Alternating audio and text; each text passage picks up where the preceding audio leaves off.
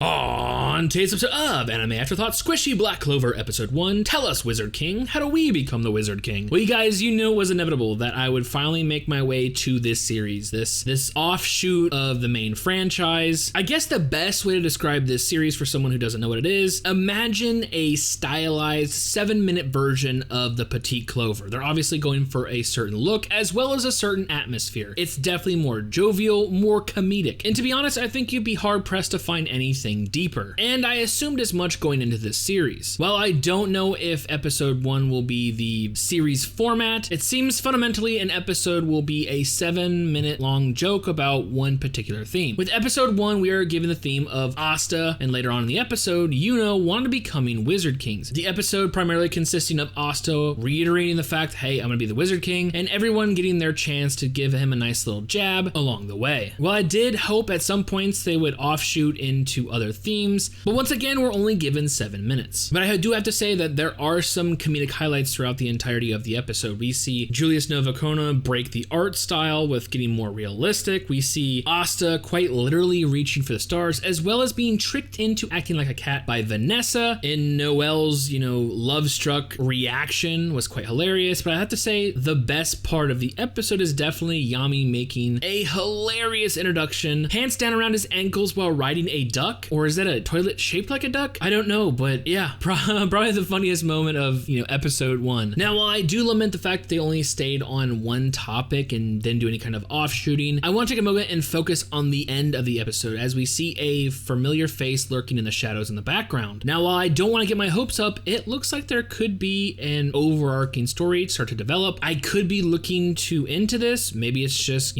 trying to hook us into the next episode, which is the Wizard King gone missing. Go find them, detectives Yuno and Asta, but my gut says that's probably hoping for a little too much. And like I said, if you're expecting anything other than extended Petite Clover dressed in a sidewalk chalk aesthetic, I think you'll be sorely disappointed. But you have to take this for what it is. It is a comedic offshoot of the main series, and especially now with so many hiatuses going on, including Black Clover, if you absolutely need a Black Clover fix, this could possibly hold you over until the series gets, started back up, which unfortunately I have no clue when that'll happen. But for me, will I continue the series? Yeah, I think it will. I think when it comes to it, knowing what to expect, this can offer me a little bit of joy that is sorely lacking on Tuesdays, and is sorely lacking in general with everything going on. Oh, and on a side note, before I sign off today, I have to mention the opening for Squishy Black Clover. It is absolutely amazing. The hardcore, bright neon, cyberpunk aesthetics are paired so nicely